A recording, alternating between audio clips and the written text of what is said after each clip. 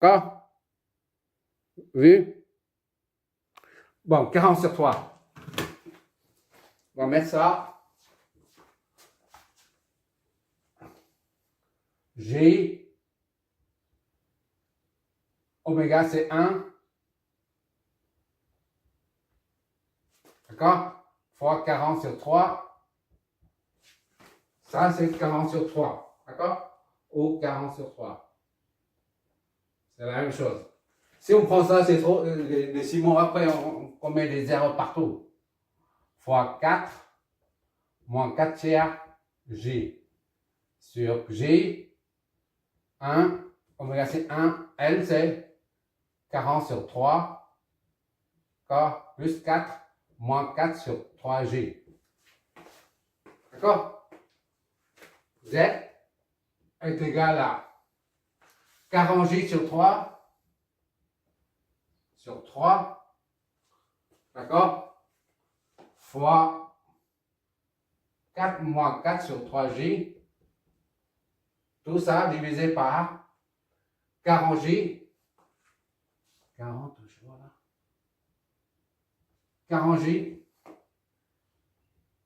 sur 3 plus 4 moins 4 sur 3G. Qu'est-ce que ça nous donne? La calculatrice. Normalement, ça donne le résultat se résume à la seule partie réelle. Il n'y a pas de partie imaginaire G. Sinon, c'est pas bon. D'accord?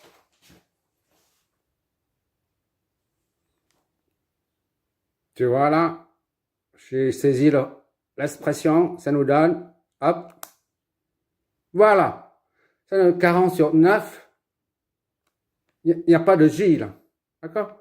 Bon, mais ça va 4,44 ohms.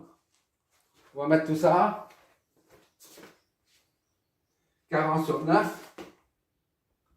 9 au 4,44. 4,44, comme la voiture 4,4 ohms, il n'y a pas de partie imaginaire. Z est purement, à présent, purement résistif. Moi, j'ai un problème avec un féminin, masculin. Ça, c'est très compliqué, le français. Tantôt c'est féminin, tantôt c'est masculin, il faut se souvenir. Voilà, on a vérifié la première chose, c'est l'impédance est bien purement résistive. D'accord? Il n'y a pas de partie imaginaire. Et qu'est-ce qu'on doit vérifier en même temps? Puisqu'il n'y a pas de partie imaginaire, il n'y a que la partie réelle, c'est comme s'il s'agit d'une seule résistance. Et par conséquent, il ne peut pas avoir de déphasage entre le courant et la tension aux bornes d'une résistance. On a dit, pour un condensateur, il y a un IV, une bobine IV et une résistance IV. Pour une bobine, on a le courant qui est en avance, la tension en retard. D'accord? Et pour un condensateur, pour une bobine, c'est la tension est en avance et le courant en retard. Tandis que pour une résistance, tension et courant sont en phase. D'accord? Parce qu'il n'y a pas de partie imaginaire, c'est en phase. I et V doit avoir le même angle de phase. Si, c'est-à-dire si I, ici là, je parle de la résistance I, I est égal à 25, 0. Alors, pour nous, V est égal à, par exemple, 2, 0. Ça signifie qu'il n'y a pas de déphasage. La phase de la tension et la phase du courant, c'est la même. Ou encore, ici, I, ça c'est pour résistance dont je parle. Hein. Si I est égal à 10 moins 15 et V est égal à 20 moins 15. Ça signifie qu'il n'y a pas de déphasage. Les deux ont la même phase, d'accord?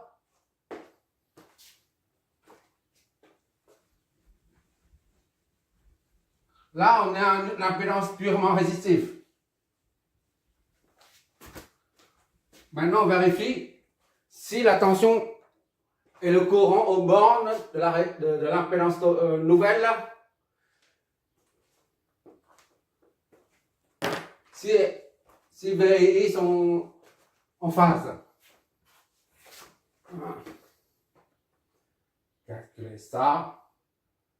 V, on l'a déjà. Maintenant, il faut calculer I, d'accord?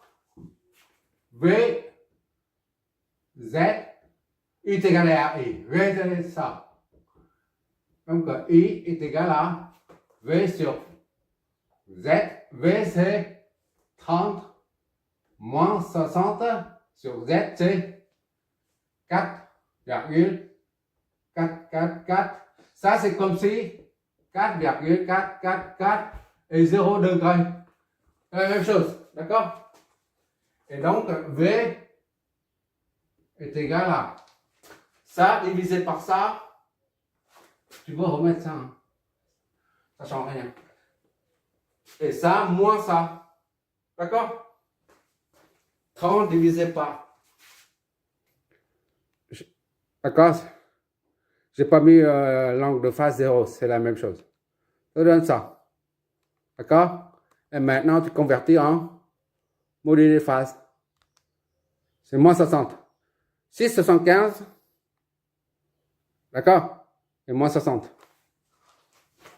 V est égal à 6,75 moins 60. 0,68 moins 60 degrés en volts. C'est pas V. I est égal à ça. Tu vois bien ici que la tension, c'est la phase de la tension, c'est moins 60. La phase du courant, c'est moins 60 également. Donc, il n'y a pas de déphasage. Lorsque ta Z est égal à ça. D'accord? Tu injectes Z dedans, purement résistif. Et ça te donne un courant qui est en phase avec la tension. D'accord? Maintenant, il s'agit de déterminer, de vérifier la puissance complexe et en déduire le cosinus phi. Pour voici le facteur de puissance communément appelé cosinus phi là, eh bien, est égal à l'unité à 1. D'accord? On y va.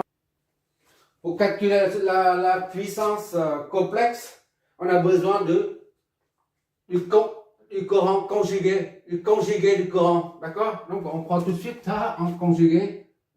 Son conjugué, c'est 6,068. L'angle opposé, tout simplement, c'est plus 500. D'accord? Voilà. Donc, S est égal à V fois le conjugué de I du courant sur 2. V, c'est 30, 60, moins 60, fois le conjugué, c'est tout ça. 6, 68 et 60.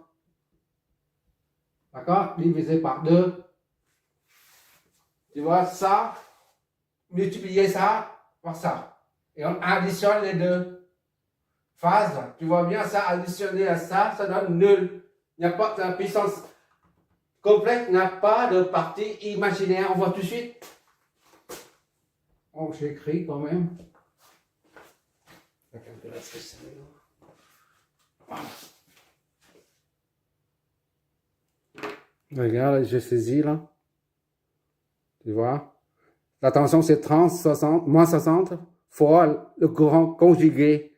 Maintenant ça devient plus 60, c'est pas moins 60, d'accord? Le conjugué. Le tout divisé par 2, ça nous donne 101,26. Il n'y a pas de partie imaginaire. Comme on a dit, c'est prévisible. Donc ça c'est 100 1,226, voilà, vol ampère. D'accord? Pas de partie imaginaire.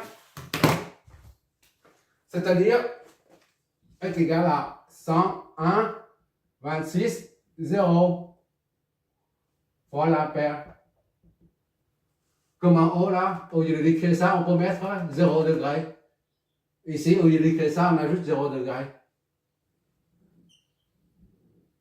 On voit ici que la puissance complexe, on a dit que la puissance complexe contient toutes les informations du circuit. Ici, ça contient l'information de déphasage. Il n'y a pas de déphasage.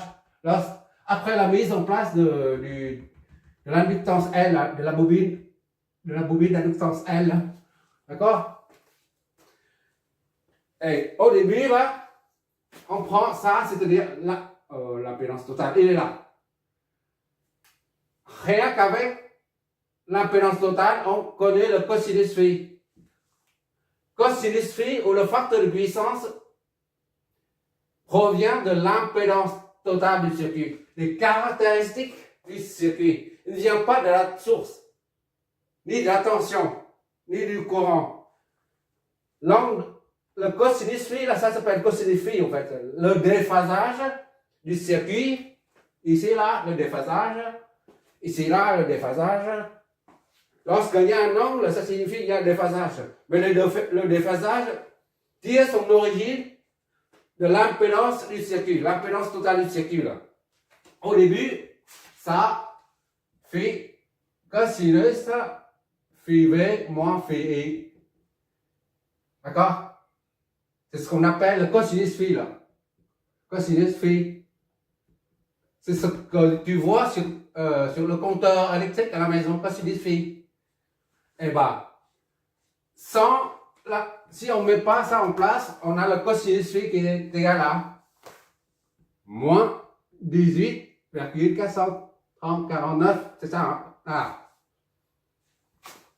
Ça fait cosinus de moins 18,4349 degrés. D'accord? Et maintenant, là, ça, là, c'est 0. Cosinus phi, phi V moins phi I, c'est le déphasage entre la tension et le courant. D'accord? La tension, c'est ça, le courant, c'est ça. C'est pas courant conjugué, d'accord? La formule de la puissance complexe exige le conjugué du courant. Mais pour calculer la phase, cosinus phi, c'est le déphasage, on considère ça, le I, là, et le V, pas le conjugué, d'accord? Le conjugué, là, c'est juste pour calculer la puissance complexe. Ici, là, présent, là, ça, c'est avant, et ça, c'est après. Après l'installation de la bobine, bien sûr. Cosinus phi est égal à cosinus de 0. Cosinus de moins 18,49 est égal à cosinus de 0 est égal à 1. Et ça, c'est combien? Cosinus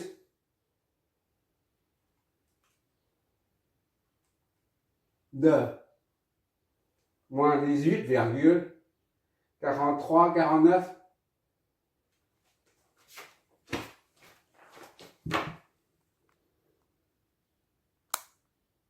Voilà.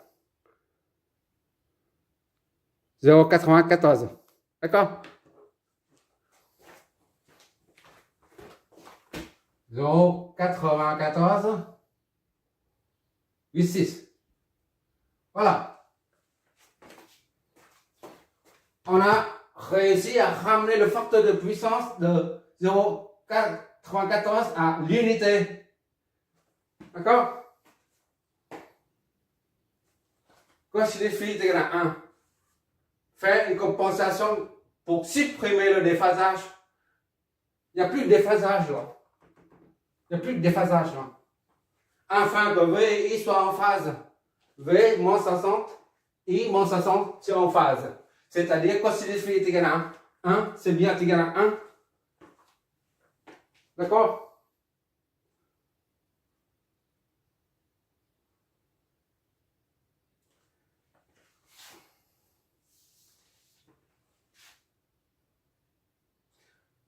là, quand l'impédance totale est purement résistive, il n'y a pas de puissance réactive. Il n'y a que la puissance réelle. La partie imaginaire n'existe pas. S est égal à le module fois phase, somme est égal à S phi V moins phi I. D'accord? Est égal à S cosinus phi V phi somme ou phi somme ou phi ça. Je mets phi somme parce qu'il n'y a pas de place. Plus J sinus phi somme. Ça, c'est la puissance complexe. D'accord? Maintenant, c'est-à-dire S cosinus phi somme.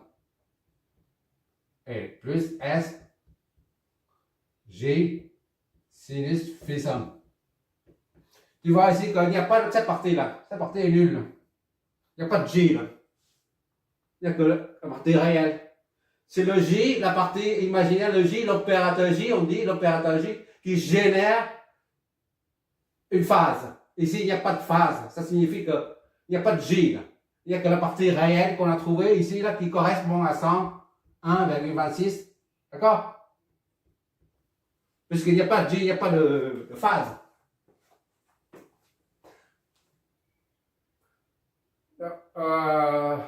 On a compensé un circuit inductif via, pendant l'exemple numéro 13, vidéo 1.1, on a compensé un circuit de nature capacitive, de nature inductive via un condensateur.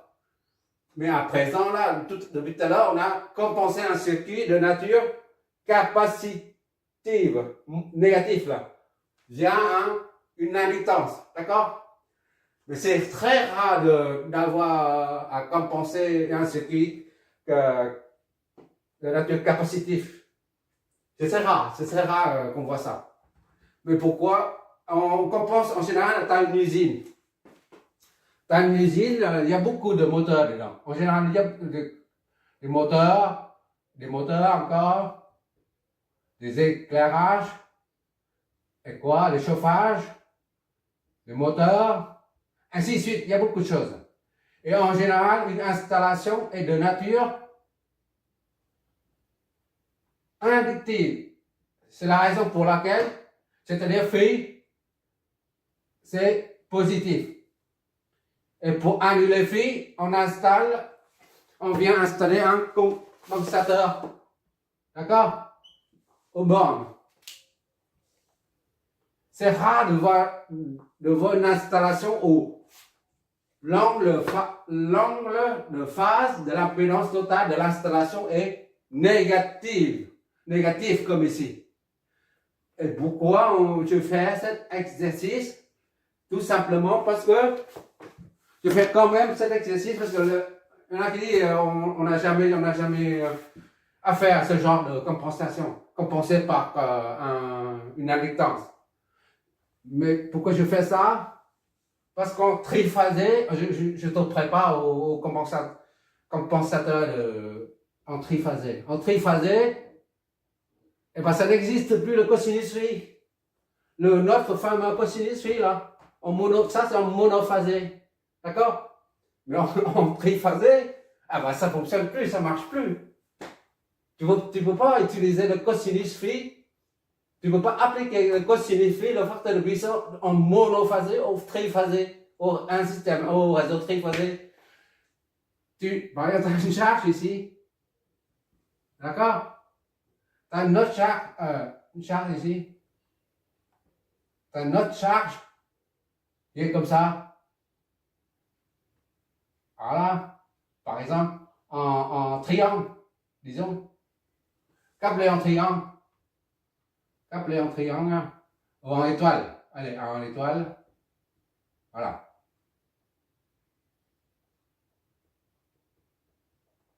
Voilà. Et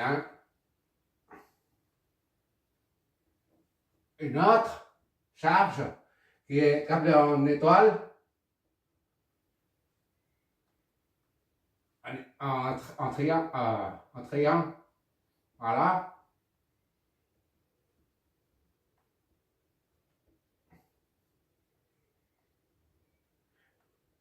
Voilà. Ça peut être des inductances, condensateurs. Tu peux avoir toutes sortes de charges, d'accord? Et tu ne vas pas calculer le cosinus phi de ça, parce que là-dedans, il y a ça et ça, par exemple. Une inductance, d'accord? Une inductance mobile, là. Ça génère un déphasage positif, par exemple. Et ça, c'est positif, ça, c'est négatif, par exemple. Et ici, c'est cosinus phi qui est positif. Négatif, positif. Ici, cosinus phi, c'est négatif. Disons, hein, c'est un exemple. Et ici, c'est cosinus phi, phi qui est 0, par exemple, ou 0 ou 0,1. Peu importe. Tu ne peux pas compenser un système triphasé avec 3 facteurs de puissance différents. Tu ne peux pas faire ça. Et supposons que si tu arrives à le faire, eh ben, ça devient ingérable. C'est ingérable. Dans ce cas-là, eh ben, cosinus phi, tout ça là, ça ne marchera pas. Dans ce cas, il faut créer un compensateur triphasé. C'est-à-dire, tu vas câbler dessus là,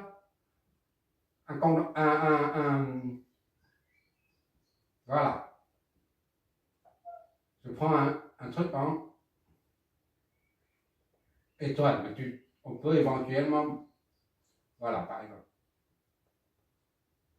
Voilà. C'est un exemple, je ne connais pas le câblage. Hein. Le moment venu, on va dimensionner ça en triphasé. Voilà. Ça s'appelle le compensateur triphasé. Et pour ça, on n'a pas besoin de cos. On ne peut pas utiliser cos 1, cos 2, cos 3. Ça, c'est cos 1, cos 2. Cos 1, cos 2, cos 3, par exemple. On ne peut pas faire ça. C'est impensable. On ne peut pas mélanger les deux, les trois. Là. Cos 1 plus cos 2 plus cos 3. Ou alors cos 1 fois le produit des trois. Ça, c'est impensable. Ben, on va trouver la formule. Une formule qui permet de tout compenser en même temps avec un seul facteur. C'est pour ça que on a dit, j'ai déjà dit, il faut que tu revoies les vidéos concernant les puissances réactives et actives, tout ça. On a dit, il y a un problème au niveau un problème d'appellation au niveau des facteurs de puissance. Soit qui dit un facteur de déplacement, d'autres qui dit c'est un facteur puissance active, l'autre qui dit encore. Et ici, là, il y a deux facteurs maintenant, facteur de puissance directe et facteur de puissance normale. Il y a deux facteurs. Et le tout divisé par ce qu'on appelle un scalaire. Un scalaire, pourquoi? Tout simplement, tu ne peux pas utiliser ça. C'est ça. Voilà. Le moment venu, tu verras pourquoi c'est un scalaire. Là, c'est un scalaire. Là, c'est un scalaire. Scalaire, ça signifie quoi, scalaire? Scalaire, c'est en latin, c'est scala. Je crois que c'est écrit comme ça en latin. Ça fait longtemps maintenant. J'ai pris le latin avant, mais maintenant, ça fait longtemps maintenant. Scala, ça signifie l'échelle. C'est un repère orthonormé. Alors, c'est pas normal, et en plus, c'est normé. Il y a une norme. Quand on dit norme, il n'y a plus de. C'est un scalaire. C'est une échelle. Voilà, pour dire que le cosinus phi là, pour l'instant, là, ça s'applique au réseau, à un circuit monophasé. D'accord? Quand il s'agit d'un circuit triphasé, on ne peut pas se servir de ça. Et pour revenir à ce qu'on a dit tout à l'heure, un circuit en monophasé à compenser, et généralement on compense avec un condensateur. Et pourquoi j'ai mis ça comme ce circuit-là où la compensation est faite à partir d'une bobine d'inductance. Parce que dans le compensateur, en triphasé, là, tu as une inductance.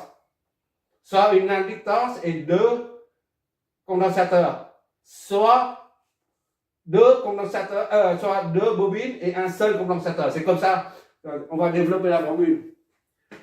On va développer tout ça. La formule qui permet de dimensionner ça. D'accord? C'est bon.